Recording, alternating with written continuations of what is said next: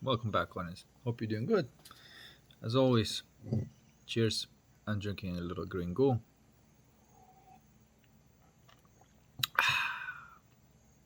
Good stuff, good stuff. Anyway, as always, I'm going to talk about the same thing from a different perspective. If you haven't seen the video of one-on-one session with Ben, check it out. Uh, that's the video before this video. That video it's basically packed with keys and gems and all sorts of things that you may need, primarily to learn how to use the third faculty of consciousness, which is your soul, your heart, your attention and awareness, and how I actually do it, and how to turn that upon itself and all these things. So anyway, that video is really good. You just check it out, watch it. And if you want to book a session with me, because it works better, because sometimes the encouragement is what's necessary, because Ben was listening to my videos for quite some time, and he still understood it, how it all works, but never done it. But when we did it in the session, we cornered all the escapes and we went into this, and he realized how to use his consciousness to handle that incoherence that is seeking for the next. Okay, and once you do it once, you realize that capacity, you know where to look and what kind of aspects it has. It works like an eye, the attention, awareness, more like a particle, more like a wave. And so we did this live, and just watch it, you'll see. Anyway, but in this video, I want to talk about the reality that we do live in a world of darkness and times of darkness. I don't want to be like a dramatic or anything like that, but the way to live life and be a light to oneself, as Krishnamurti was saying, is only through this capacity, only through this faculty that is not the mind. And it requires a certain type of courage to jump off of the hamster wheel of seeking, because the mind may have been running this for so long that to go to the place from which it was running from may be like very counterintuitive. But that is this faculty of your heart. And as far as I'm concerned, if you don't have that faculty, you're not really living from the heart. It's not real life, guys. It's not real life.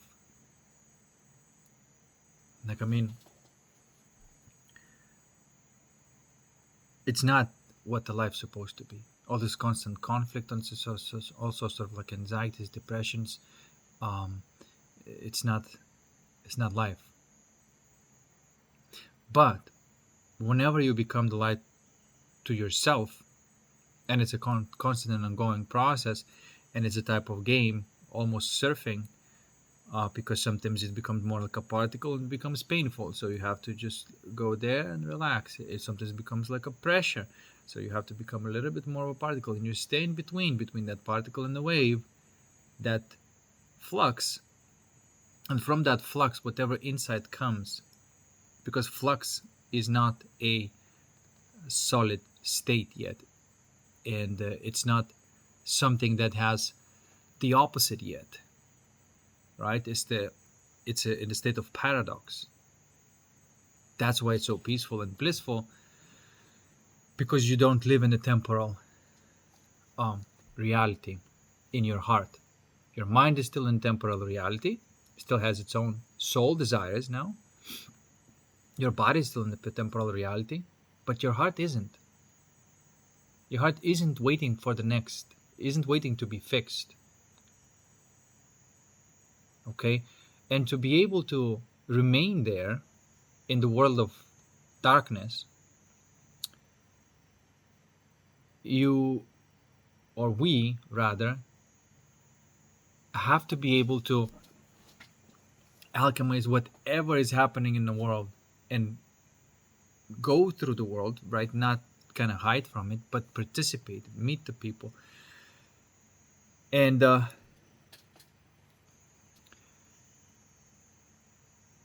embrace sort of like everything.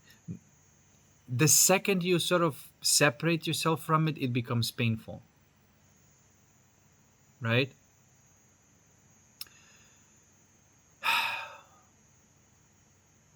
So even though the world is quite messed up, but you seeing the world as a whole, and seeing the world as a whole is not the eyes, it's your heart, is when you see everything as that flux, and it may become this way or that way. You don't discriminate what is you or someone else anymore.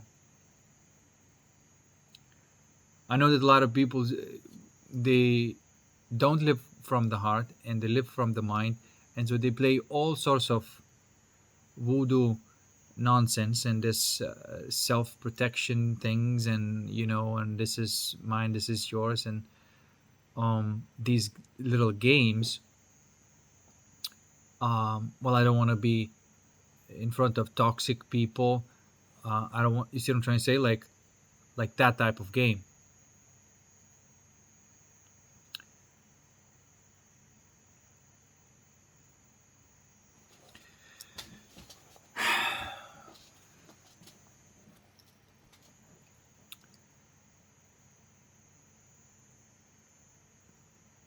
The second you do that, then there is separation, and if there is a separation in your heart, it's just not going to feel good.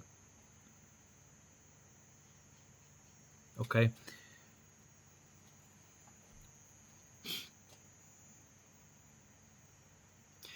And I also say, if it is, if you feel it, it is yours. You would not feel it if it wasn't yours. Okay. And so it may be like, quite a lot. Like if you go into the public and you need to go do something or some sort of activity, you're going to face the people, and they may pop up as a certain types of feelings or separate feelings inside of you, and you're going to have to surf the whole thing so it remains fluxy, it remains whole. Okay.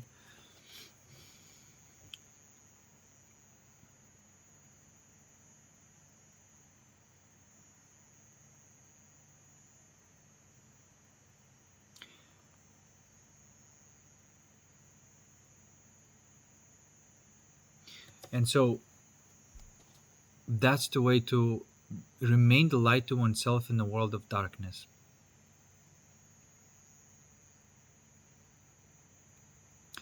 This idea, sometimes people seek the positive, just focus on the positive, and the people are taught, just focus on the positive, focus on the positive, focus on the positive.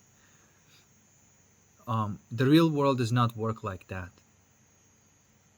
If you're an adult in a mature soul, you realize that what the positive is what arises when something that is negative or disorderly has been addressed. As a consequence, coherence appears when you place all your attention on the incoherence, on that disorder. So actually what you're doing, you're focusing on the most negative thing. You're not focusing from the most negative thing. For example, if you're just like angry at somebody, right?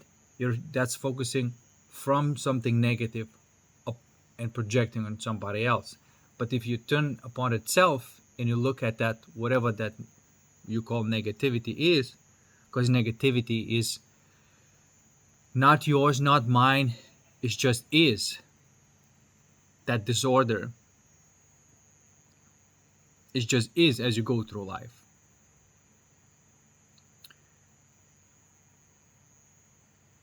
Okay, so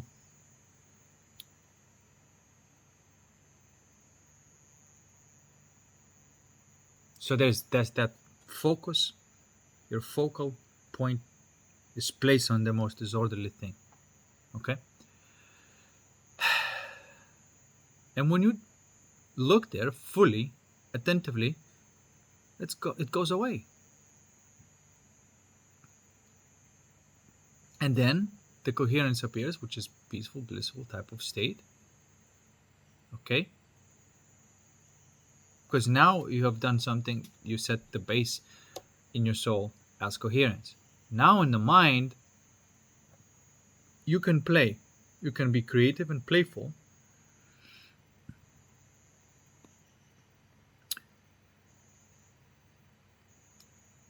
Now you can focus on the preferences and enjoy something more than the other.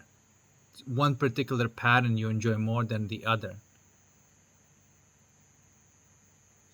Does that make sense?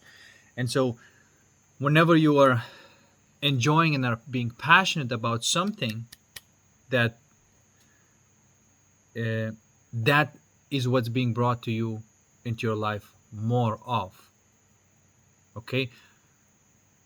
But you arrive there not through just keep on focusing on the positive. You arrive there by dissolving something that would make you keep on chasing that positive thing. And now sometimes I see people, they keep on doing it and affirmations, and they think that that's what the manifestation is, and this soul, this has a gravity, and they're being pulled in there. It's like, no, but I want this thing, and it's like, no, but they're being pulled through into their soul to have to actually discover and see what their soul desire is. That it could be the exact or similar thing that your soul wants, but it's trying to go through the ego tantrum and manifesting from the ego and not from the soul. Okay? And it's very, very important distinction. And as I was looking at this, what it's like to just live at the, what I call the edge, but it's almost like a blade, And so then I thought about these movies like a Bladerunner, and then this class of people, Edgerunners, in a cyberpunk video game, and Bladerunner. I was thinking that is the type of person, the type of being, I suppose, the one that just keeps leaning in on that thing, being in a continuous process of alchemizing and leaning on that thing that makes other people seek, and other people are leaning on the other thing, and they're seeking, and the chasing. One is the chasing dragon, and the other one, I suppose, taming the dragon. Okay. So there's two directions, and the most insidious one in the edge running, whereas the chasing the dragon, the most insidious one is that usually it's very psychopathic people that are in some spiritual positions, or you know what I mean. These are the darkest people actually, because what they call God is the furthest thing from it, the false light. It is they still have the separation in their heart, and they connecting the dots through the mind to create that state of ecstasy that is false, and it is done somehow mechanically, and at the cost of somebody else's hurt. Okay, that's the dark way. It's a very dark way.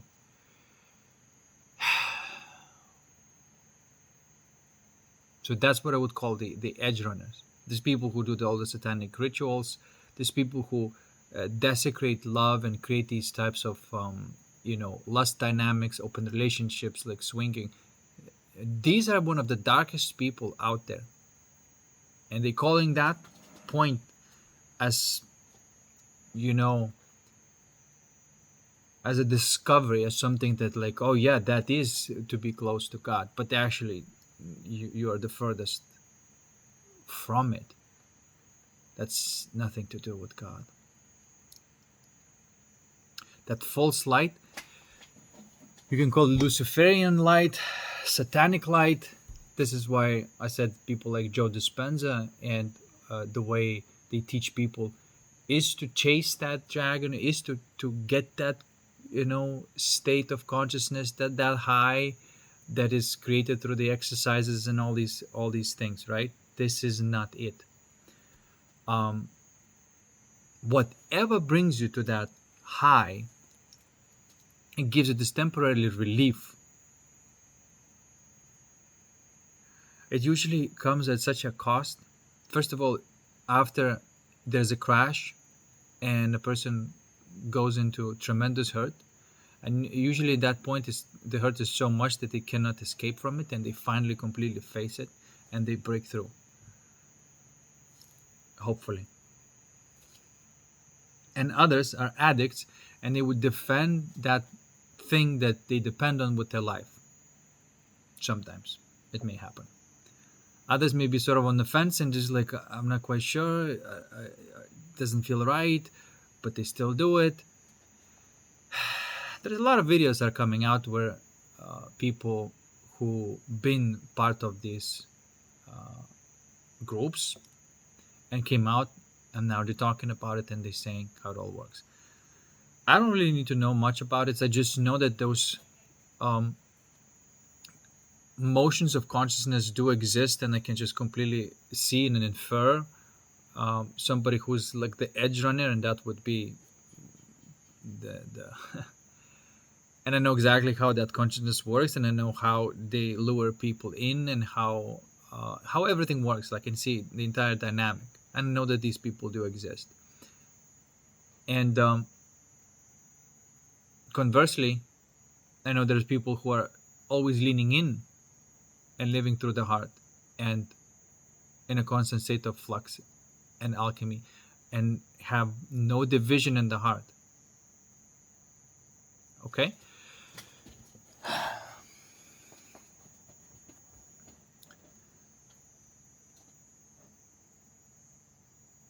There could not be division in the heart. In some other videos I talked about of how you don't really need to know these things, but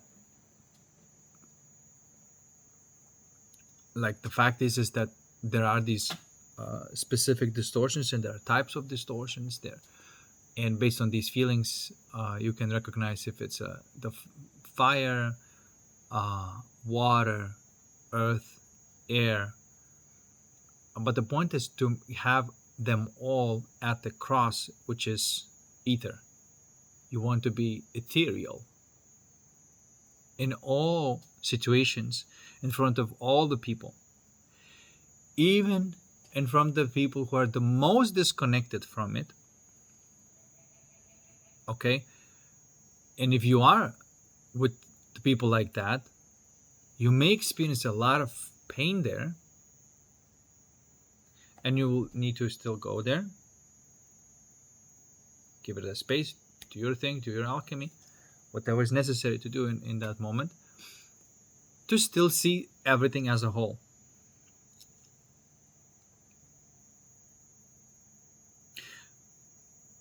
And that's the highest leverage that you could have, is to be a good Bladerunner, to be a good alchemist.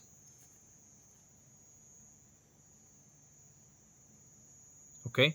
Because that what takes the energy of that division, right? Like, so let's say if a person has a lot of that fire energy, a lot of that hurt energy, and they're seeking a way to pacify it with their hedonistic pleasure, and one of the ways would be like subduing the innocent, and because that's the wound, right? It's that narcissist and empath type of wound, if you will. You can use any kind of words, but or the psychopath and the person who is empath. The psychopath and empath, that type of couple, uh, and so you don't want to be neither. You don't want to be the psychopath. You don't want to be an empath. That's for sure. But there's nothing to be proud of being an empath, because that is just being naive. And as I always say, once, yeah, go ahead and figure it out and crash once. Be this empath all the way once. See what it means, what it actually means, right? And you'll see that it's a martyrdom. It's not a true sacrifice. It's a martyrdom, because you're essentially giving your soul away for somebody to fuel their ego. So it's a sin. So if you're this type of martyr, if you're this empath, and you just go like, oh, I believe in goodness, and this person is going to be good, and then you give your soul away, and that person's like sexually abusing you. For example, one of the ways that they do is create all sorts of triangles and evoke the jealousy, and then based on that feeling, that hurt, uses that for sexual gratification. It's a very dark dynamic. I've faced this in my life once, and it's addictive. It's lust based. It has nothing to do with love, and you need to just get the fuck away from all of that, and turn the attention upon yourself, and start alchemizing that part of you that was vulnerable to that. And when that vulnerability is gone, then maybe then you are in a position when you don't have that vulnerability and that addiction and that type of submission to the psychopath. Could you even be in the presence of a psychopath? And then you can be in a position of taking that energy, that split fire energy, from them, alchemizing. Okay? And when you take that energy back, you basically eat their ego. And when you eat their ego, they feel super naked, weak, run out of luck. They may ending up like with all sorts of consequences. All these victims may start turning on them, like often file some police reports that it was a rape, which it was. It was a rape. And even though it was consensual, people say, well, if it's consensual, it's not a rape. To me, the rape is whenever it is done against the soul will. Anything that is done against the will of the soul is a type of rape. Not to say that there was no participation of both sides. You also have to have like the tyrant and the victim, or the abuser and abused, right? But that dynamic happened not because of just one side. One created the other. Without the abused, there is no abuser, right? So there's a responsibility on both sides.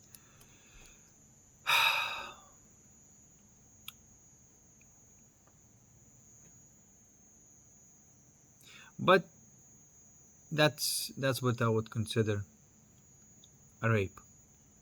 Is when somebody is trying to take the energy of somebody else's soul. And there's a lot of things out there that I would consider a rape. Anything that in that direction is a type of rape. But anyway, I don't want to go on this tangent too much. I described it well enough. I'm also describing it of how you can get to the point of start eating the ego, so to speak, because as long as you have that attention and awareness as a whole, there's one way or the other, you're going to take that ego energy and you're going to turn it back into the soul, that incoherence into the coherence. This is the process that you're going to do. And the better you are, the bigger separation you can handle, and the bigger the ego you can face. And sometimes these egos are in the most innocent people, innocent looking people. Okay?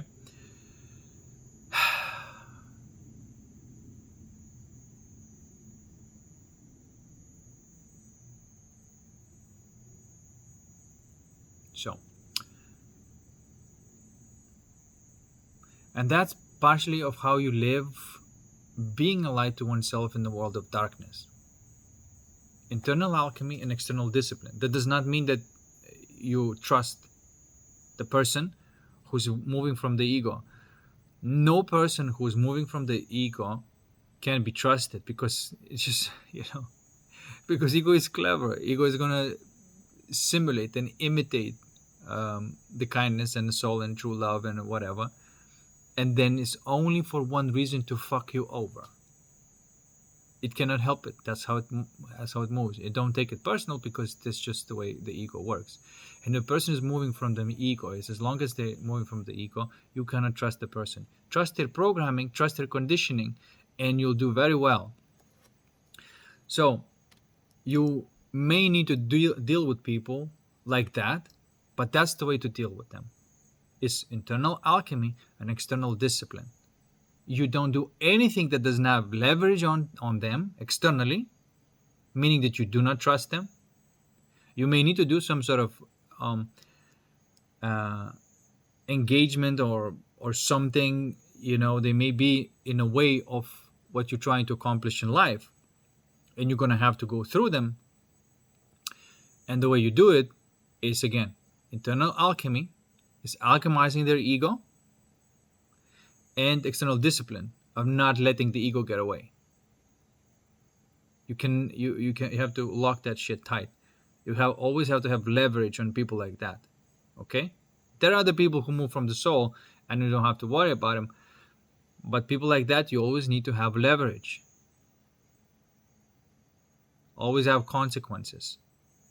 And so when there are consequences, then the ego may think twice before doing it. Okay, because like, if I push this thing, shit, I may end up being in jail, so maybe I'm not gonna do this, right? But you do not display any trust. Do not display any trust. The person with the ego. And you feel their ego by being completely yourself open, and any kind of contrast there, you immediately feel it. And you're alchemizing internally and discipline externally. Because look, we live in this type of world, the world of darkness, and we need to learn how to live. We cannot live like these, fluffy bunnies and think that everything is rainbows and unicorns by default. Rainbows and unicorns happen only after the alchemical process is completed. Then you have rainbows and unicorns. Before that, there is just like a belief in rainbows and unicorns is not rainbows and unicorns. Okay? And so that may be that type of naive. And I see this in women who just like, no, but everybody is good. How can you? No, this is good. Just focus on the positives. Like, no. Let's not do that. Let's actually see things for what they are, because if we see things for what they are, we can at least be in a position of beginning to change them. And you see it with your heart. If you're in front of the person and there's just this feeling, in some sort of irregular feeling in your chest, you know what's going on. Then you place your attention, awareness, you go into this regulating feeling, and chemically. And be careful and wary externally. When that feeling kind of gets more alchemized and more in the flux, then according to that, you can also relax a bit. Okay? So that is looking at what it is. A lot of people, and especially women, not just women, sometimes men, they ignore that fact. They encounter somebody who may be having like a status and authority and whatnot. They feel that thing in the gut and they shove it away. No, let's focus on the positive. No, I don't want to look at that. Let's focus on the positive. And you ignore that thing that was there, and then you end up being abused. Okay? So, no, let's not focus just on the positive. let's focus on the most quote unquote negative feeling inside of you, so then the light could be shown and that negative feeling is gone. And that negative feeling is the relationship between you and somebody else. Okay? Or you may say that the feelings are the beings. Okay? You meet somebody, and what kind of feeling they're emanating?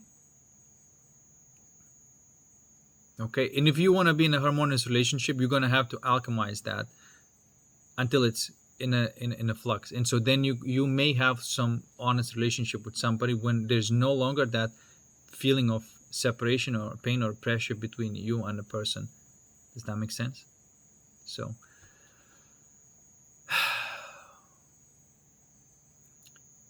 this, until that is there, until there's two people and in the field of coherence, there is no actual trust, there's no actual relationship even.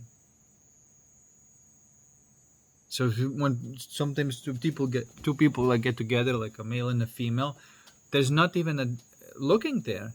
It's just like, okay, how can I get off sexually or any other way, So there's no relationship there. There's no love there. But if two people come together, and the first thing they do is they address that feeling, and so they may discover what is the feeling like when both of you are in that flux.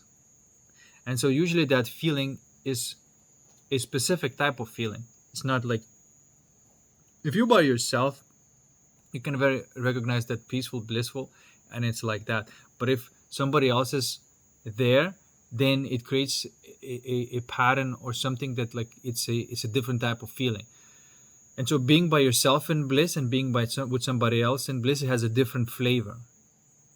And so being in connection with anyone has a different feeling, because every person in your life is like a different flavor of ice cream. And based on that flavor, you know exactly what kind of connection this is. Is this like a friendship? Is this, mentorship? Is this romance and things like that? There's no doubt there. You understand? That's another thing, is that it has its own intelligence. You do not decide mentally or with the brain or have any kind of fruity ass lists that like what kind of boxes the person needs to tick for you to be happy, right? Which is the most egotistic thing to do to yourself and to another. You just simply are connected at the heart, and that intelligence, whatever it is there, that is what it's there.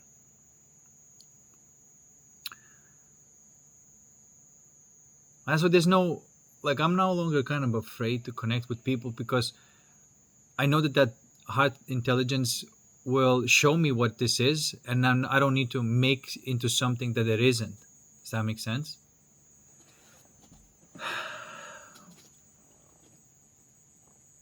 It's not a logical thing. It's not a mind thing to make something, it's like, well, it's not like you decide, okay? The only thing you do is you choose to open up to that person. If that person chooses to open up to you, there might be at first there's this calibration process that may need to take place, but after that is done, calibrated, there is that intelligence, and there's this feeling of what it's like to be you and them together in that one bubble. And that is only the beginning of the relationship. Only then you can be real and natural and engage in some sort of co-creative process with that person and play. Only then all the mind desires are still there, and then it makes sense to use it in a way that, for example, I don't know, just like, because mind will always prefer the pattern. Okay, I want this type of car, I want this type of house, I want this type of this or that, right? It will always prefer the pattern. And that's okay, because as long as the union in the heart, you can be selective in the mind and appreciate one pattern more than the other. And that's, the life is going to bring you more of that, because there's an enjoyment or passion, light passion in this case, about something that you enjoy, and the life will bring you more of that. And especially when two people can share that passion together and they enjoy in this, be together in this co-creative and playful process, then you have something amazing. You have the heart, the mind, and if the body, and if you connect on all three levels, only then you have something real. Only then you have something real. A lot of times people connect it just like at the body level, not even the mind. Sometimes they connect at the mind level, not the body, or in neither of these cases are connected at the heart. And so I don't consider that a relationship. That is not a relationship. To me, that is a type of what you might call it, a deal, right? It is a transaction. That's what I would say. I would say it is a transaction, because there's nothing there that connects you at the heart. When you're no longer separate at the heart, that is the beginning of the relationship. Okay? And because we live in a world that is dark, we have to learn how to live in a world that is dark. We cannot be naive, but also you cannot be living in a separatist approach, right? Like,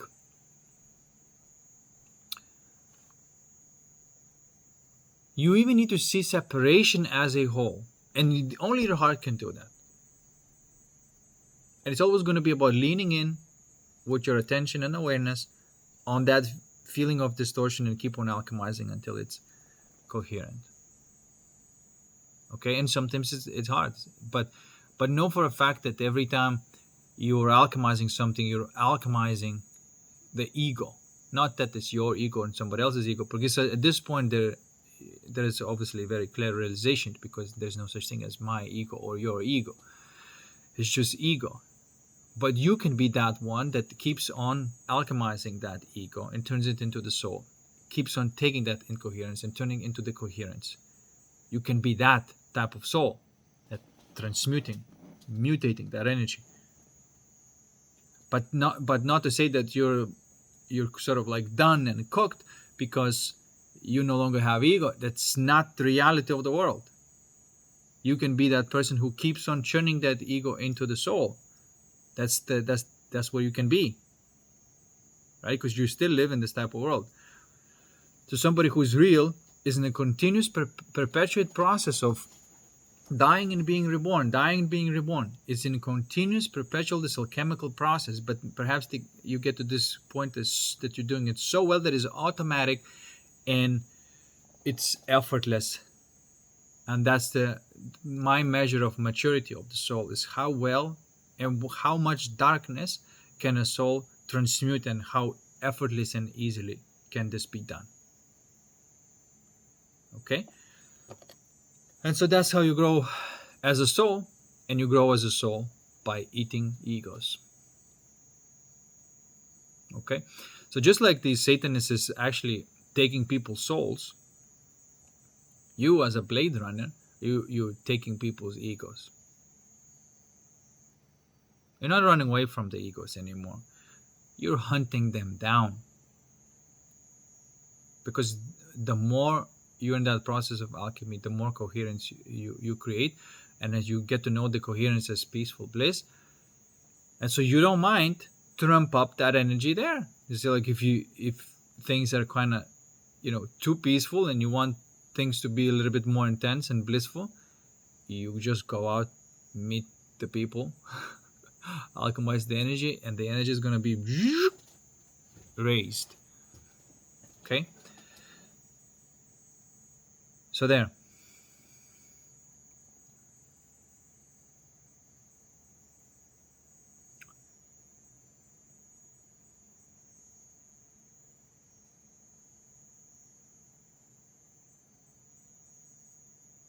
Okay?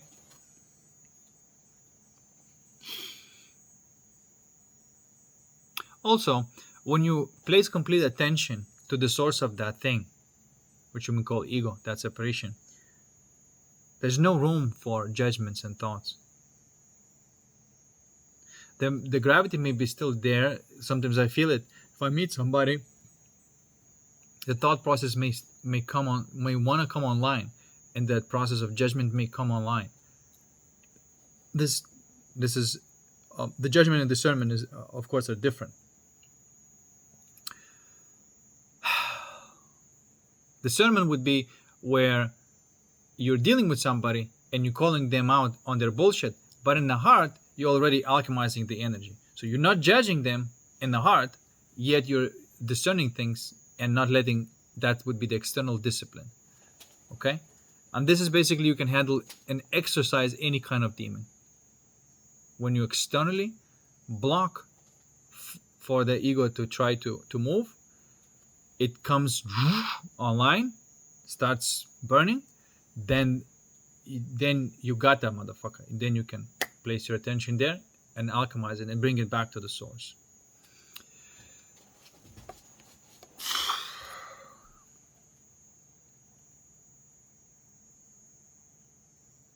Okay? And so that's how you live being a light to yourself in the world of darkness.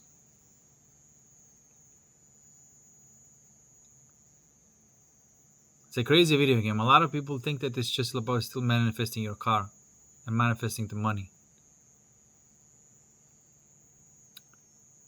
If you're manifesting the car and manifesting the money, but you're not really facing and not light to yourself, you're just contributing and you're part of the matrix. And there's the whole industry of how to manifest through this type of force imposition and affirmation and not worrying about your heart, and it's just like manifesting from the ego. That's gonna stop it. How to say? It stops working. You cannot manifest from the ego anymore. Okay? Because just too many people are taking that energy from you and putting that energy to the soul. And there's the light side and the dark side. And there are people who are, knowingly dark, and people who are just kind of wet behind the ears and kind of naive, and they just surrender their soul, not knowing that that's what they just did, or that's what they're doing. And there are people who are on the light side, and not only that they would never surrender their soul, they actually feed on egos. So it's just basically like a blade running is being a reverse vampire, basically. If vampire is eating soul energy, then a blade runner is, or demon slayer, or whatever. How would you call that person? Vampire hunter or whatever. That's what it is. And right now, if you watch my videos, you probably have no other choice but to learn of how to alchemize those energies and not to run from egos anymore, but basically use that coal to crush it into the diamond. And you see what I'm trying to say. And there's no avoiding of people anymore. You say, hey, whoever wants to face me, face me.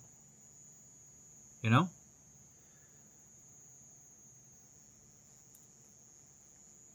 that is enough, if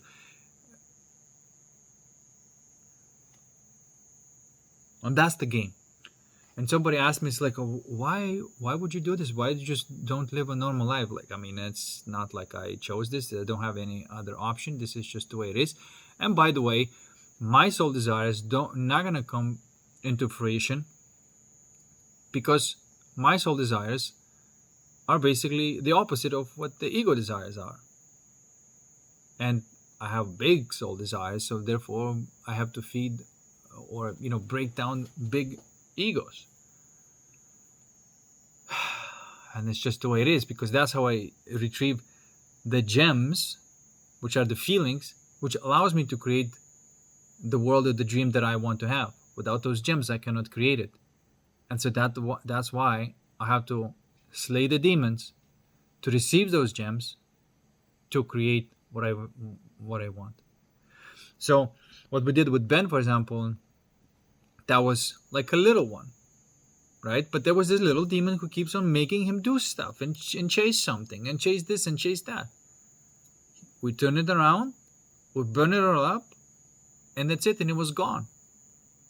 And then he ended up being in a state of contentment and peaceful bliss. Okay, and that particular time fractal for him is fine. And I don't know, for some time right now, he's going to be super cool and doing his thing. There's going to be another challenge arising. He's going to have to do again.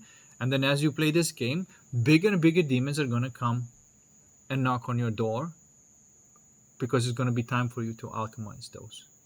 And it's not like you're choosing. You're playing this game, and as you go through it, bigger and bigger things come your way. Right?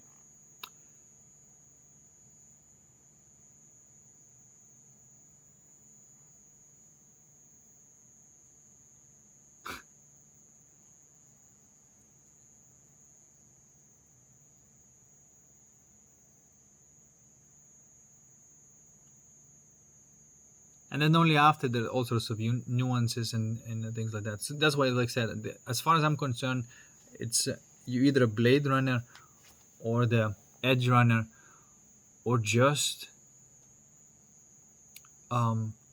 naive.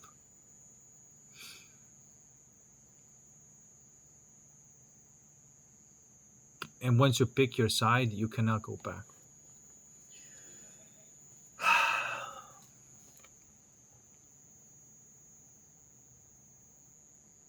And it's best just to get into it and keep on punching.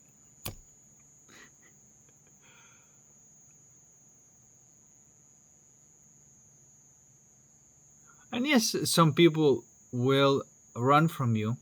Not that you are chasing them away from you. You're not. You just say, like, well, this is how I live my life right now. There's no room for bullshit in my life. And I'm always going to lean in onto this thing. You cannot get away with your nonsense. And so join me on this direction of life, or you won't be able, because it's going to be, we won't be able to be in my domain, because it's going to be super uncomfortable. And I'm immediately going to start feeling, and I'm immediately going to start alchemizing, because I can feel it. When somebody's thinking of coming into my field and like feeding on my energy, I feed on their energy, on their ego, which is completely legitimate thing to do.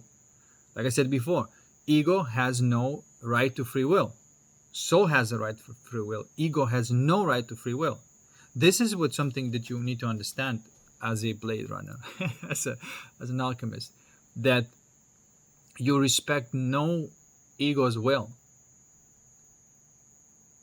but soul's will is completely sacred to you. And you know the difference, because when somebody is moving from the soul, your heart intelligence and their heart intelligence already know what that is, and you want that for each other. And you never obstruct it, because if you obstruct the soul will, you go into the ego. So this is a big thing and big lesson, and never respect the ego's will. Never respect the ego's will, because ego is going to try to take your energy, take your soul, make your soul surrender, make you sacrifice your dreams, and for like a, some sort of temporary pleasures and whatnot, and all sorts of things. Never ever respect the ego's will. Ever. Right now I live in this way where, nope. I can feel it miles away.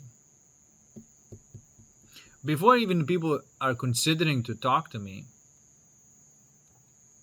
or even have one-on-one sessions, I already feel them.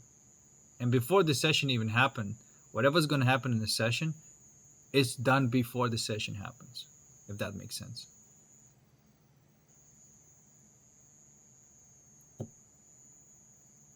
Anyway, and that's this what I'm saying. This is the realest thing that I could say today, right now. And we need to learn of how to live in this world, and sometimes, for example, there's no time for you to just like alchemize the ego and discipline the person and whatever, and sometimes you just need to go through the motions, right? And sometimes you need to know how people function, how they're conditioned, and because they're conditioned in such way, I really don't like that. I almost said hate. I don't really hate it, but I really don't like doing this. But sometimes you have to appease the ego to basically move along. Okay? And so I don't like doing that, but sometimes you just have to do it, right? There's just no time for, and you just need to move along, and you just need to give the ego like little crumb, in a sense that, oh, you wanna like how to say, pacification of your vanity. You pacify the ego, and at least it moves along, right? I try not to do these things. I try to be in my authentic energy 100% of the time, because I don't really have the reason to it, but sometimes you have to do this. But eventually I'm going to position my life in a such way where I don't have to do this, but of course you have to understand that everybody in my life uh, will have to be, sustainable, a sustainable lifestyle in your group of people, and so then you can live 100% authentically. um,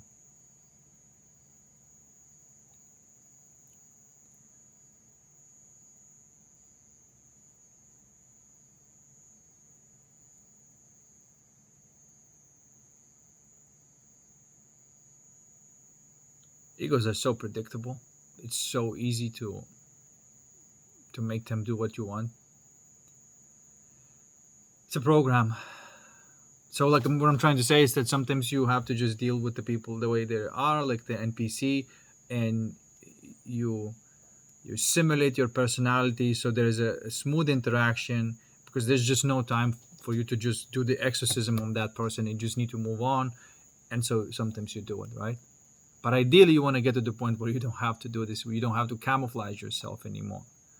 But that's the art of how do you function in a dark world, remaining in your own bubble, not triggering too much of what is not necessary to trigger, triggering what is necessary to trigger, to alchemize, to resolve. And so there's this little art, and it's not easy.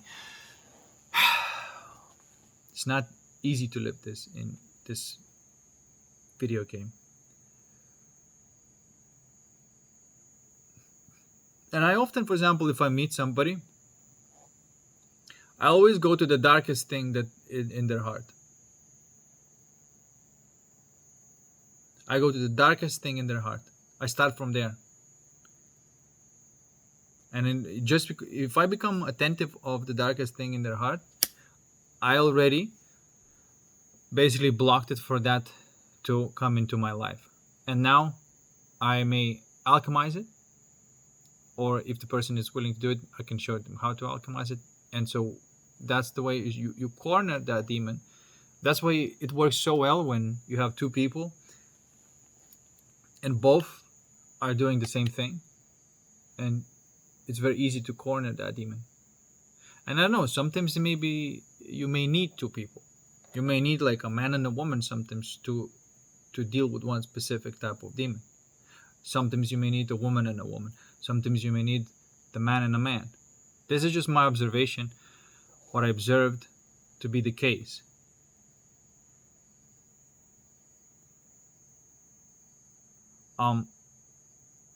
Does that make sense?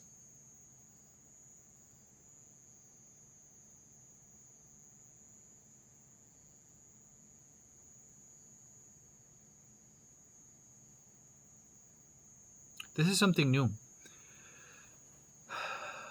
But I think this might be true. That because this happened to me, for example, like I've been alchemizing, and it's just always returning to the same point. And then I've talked with my friend, and my friend is alchemizing exact same thing, and we went through it together, and it seemed that that thing was cornered, and it burned off much quicker. So sometimes you may need a friend to deal with the demon. Damn, that just is turning into Dungeons and Dragons. I mean, that's why Dungeons and Dragons were created, because based on something real. But it's quite elusive, you know. You can. Anyway, I don't want to babble too much. I'm gonna leave it here. Okay, it's almost 1 hour. Hopefully, you got some value out of this. Book a session with me. If you want to join this art of living and learn the faculty of your soul, stop end your suffering and end your seeking, and start living the life as a true video game, not this illusion, not the belief that the life is a video, but actually playing it for real. All right, guys, peace, and I'll see you in the next one.